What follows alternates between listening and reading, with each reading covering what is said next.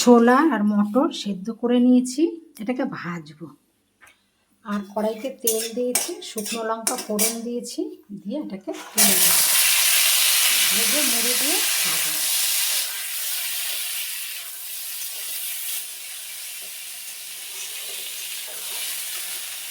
সামান্য নুন দিয়ে দেবো, কারণ সেদ্ধের সময় নুন দিয়েছিলাম।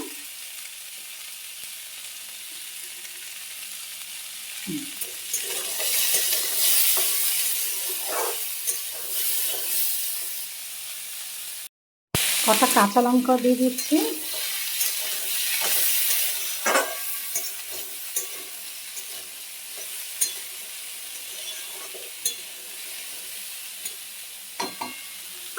এটা ভাজা হয়ে গেছে, কিছুক্ষণের জন্য ঢাকা দিয়ে রেখে দেবো।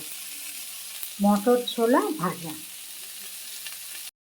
ছোলা আর মটর সেদ্ধ ভাজা কমপ্লিট।